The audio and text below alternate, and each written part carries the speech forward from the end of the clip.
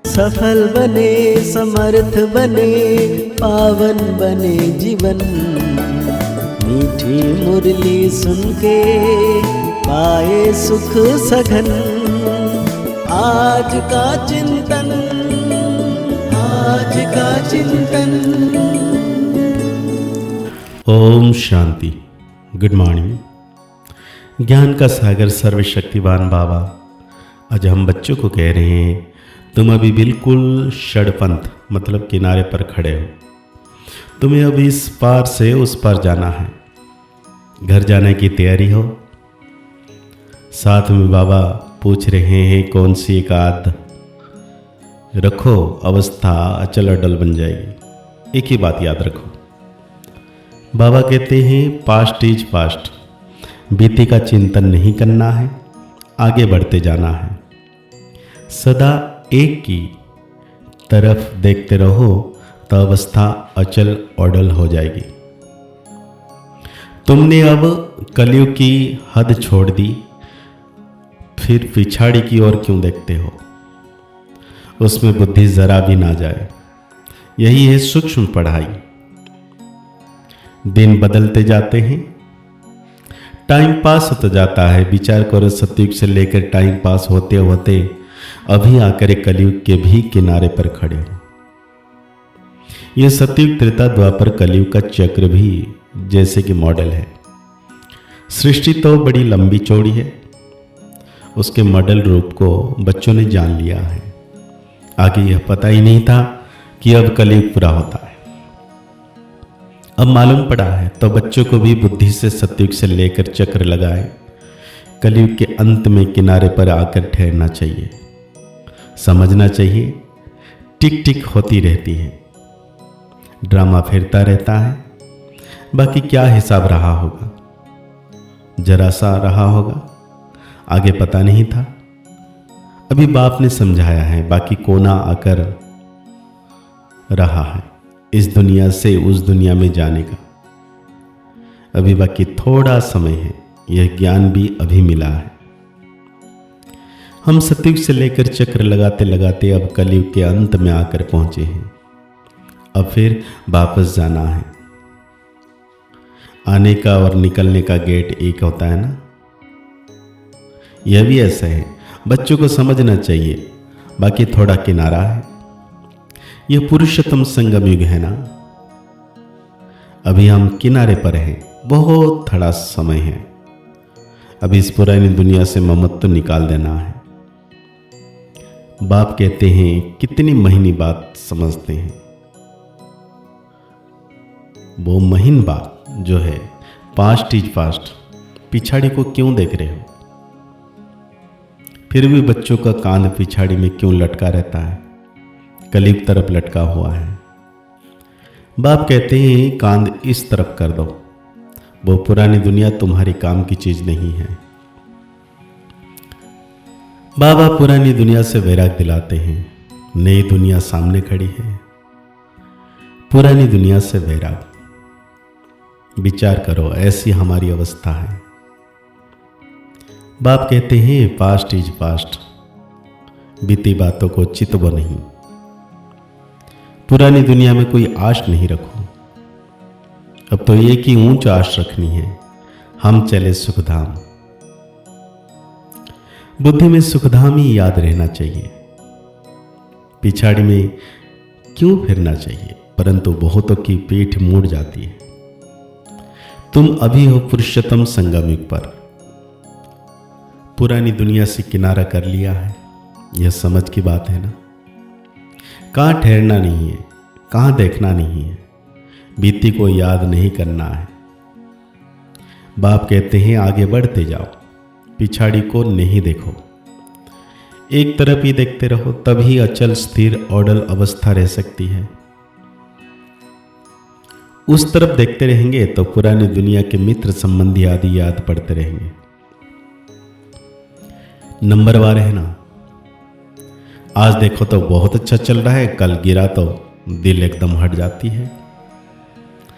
ऐसी ग्रहचारी बैठ जाती है जो सुनने पर भी दिल नहीं होती। विचार करो, ऐसा होता है ना। बाप कहते हैं अभी तुम संगम पर खड़े हो तो रुख आगे रखना चाहिए। आगे है नई दुनिया, तब ही खुशी होगी। अब बाकी सड़पथ बहुत मतलब समीप किनारे पर हैं। कहते हैं ना, अभी तो अपने देश के झाड़ देखने में आते हैं, आवाज़ करो तो झट बहुत सुनेंगे। षडपंथ अर्थात बिल्कुल सामने है। तुम याद करते हो और देवता यहाँ आ जाते हैं, आगे थोड़ी आते थे। सूक्ष्म वतन में ससुर घर वाले आते थे क्या? अब तो पियर घर और ससुर घर वाले जाकर मिलते हैं। फिर भी बच्चे चलते चलते भूल जाते हैं, बुद्धियोग पिछाड़ी में हट जाता है। बाप कहते हैं तुम सबका यह अंतिम जन्म है, तुम्हें पीछे नहीं हटना है, अब पार होना है, इस तरफ से उस तरफ जाना है। मौत भी नजदीक होता जाता है, बाकी सिर्फ कदम भरना है। नाव किनारे आती है तो उस तरफ एकदम उठाना पड़ता है ना। तुम बच्चों को खड़ा होना है किनारे पर। तुम्हारी बुद्धि में है, आत्माएं जाती है अपने स्वीटम। यह याद रहने से भी खुशी तुमको अचल अडल बना देगी। यही विचार सागर मंथन करते रहना। यह है बुद्धि की बात। हम आत्मा जा रही है, अब बाकी नजदीक सड़पंथ पर है, बाकी थोड़ा समय है। इसको ही याद की यात्रा कहा जाता है। यह भी भूल जाते हैं, चार्ट लिखना भी भूल जाते हैं। अपने दिल पर हाथ रखकर देखो। बाबा जो कहते हैं कि अपने को ऐसे समझो, हम नज़दीक षडपंथ पर खड़े हैं, मतलब किनारे पर। ऐसी अवस्था हमारी है। बाबा कहते हैं समझते हैं स्वर्ग तो 40,000 वर्ष के बाद आएगा। बाप समझाते हैं इस दुनिया में कामकाज करते बुद्धि में यह याद रखो कि ये दुनिया तो खत्म होने वाली है, अब जाना है। हम पिछाड़ी में खड़े हैं, कदम कदम जू मिसल चलता है। मंजिल कितनी बड़ी है, बाप तो मंजिल को जानते हैं ना। बाप के साथ दादा भी इकट्ठा है, वो समझाते हैं तो क्या यह नहीं समझा सकते हैं? यह भी सुनते हैं ना। क्या यह ऐसे ऐसे विचार सागर मंथन नहीं करता होगा? बाप तुमको विचार सागर मंथन करने के पॉइंट सुनाते रहते हैं। ऐसे नहीं कि बाबा बहुत पिछाड़ी में है। अरे यह तो तुम लटका हुआ है, जब तुम लटका हुआ तो फिर पिछाड़ी में कैसे होगा? ये सब गुहो बातें धारण करनी है, गफलत छोड़ देनी है। बाबा के पास 2-2 वर्ष के बाद आते हैं। क्या यह याद रहता होगा कि हम नज़दीक किनारे पर खड़े हैं, अभी जाना है, ऐसी अवस्था हो जाए, बाकी क्या चाहिए? बाबा ने यह भी समझाया है, डबल सिर ताज यह सिर्फ नाम है, बाकी लाइट का ताज कोई वहाँ रहता नहीं है। यह तो पवित्रता की निशानी है।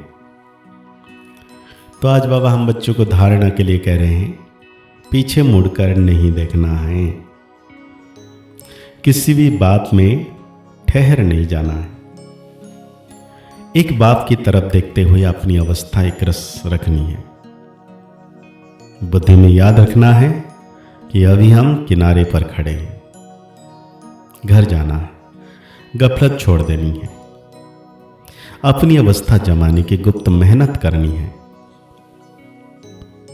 तो आज बाबा वरदान दे रहे हम बच्चों को सर्व के दिल का प्यार प्राप्त करने वाले न्यारे प्यारे निरसंकल्प भव। जिन बच्चों में न्यारे प्यारे रहने का गुण व निरसंकल्प रहने की विशेषता है, अर्थात जिन्हें यह वरदान प्राप्त है, वे सर्व के प्रिय बन जाते हैं, क्योंकि न्यारेपन से सबके दिल का प्यार स्वतः प्राप्त होता है। वे अपनी शक्तिशाली निरसंकल्प स्थिति व श्रेष्ठ कर्म द्वारा अनेकों की सेवा के निमित्त बनते हैं। इसीलिए स्वयं भी संतुष्ट रहते हैं और दूसरों का भी कल्याण करते हैं। उन्हें हर कार्य में सफलता स्वतः प्राप्त होती है। तो आज बाबा हम बच्चों को स्लोगन दे रहे हैं, एक बाबा शब्द ही सर्व खजानों की चाबी है, इस चाबी को सदा संभाल कर रखो। अव्यक्त इशारे में बाबा कह रही हैं 1 सेकंड में चोले से अलग होते भी हो सकेंगे जब किसी भी संस्कार की टाइटनेस नहीं होगा। जैसे कोई भी चीज़ अगर चिपकी हुई होती है उनको खोलना मुश्किल होता है, हल्के होने से सहज ही अलग हो जाते हैं। वैसे ही अगर अपने संस्कारों में ज़रा भी ईजीपन नहीं होगा तो फिर अशरीरपन का अनुभव कर नहीं सकेंगे। इसलिए ईजी और अलर्ट रहो। तो आज की मुरली के अनुसार हम सो मान लेंगे, मैं निरसंकल्प आत्मा हूँ, संपूर्ण व्यर्थ मुक्त निरसंकल्प आत्मा हूँ। आज की साकार वाणी को, मीठे मुरली को और गहरी रीति से चिंतन करते हुए निरंतर मीठे बाबा की याद में रहना है कि सर्वशक्तिवान बाबा छत्र छाया के रूप में मेरे मस्तक के पर 24 घंटे चमक रहे हैं और उनकी किरणें निरंतर मुझ पर पड़ रही है। मैं आत्मा संपूर्ण पवित्र पावन बनता जा रहा हूं। मुस्कुराते रहिए, आगे बढ़ते रहिए, पुरुषार्थ करते रहिए, खुश रहें, स्वस्थ रहें, मस्त रहें। ओम शांति, ओम शांति, ओम शांति।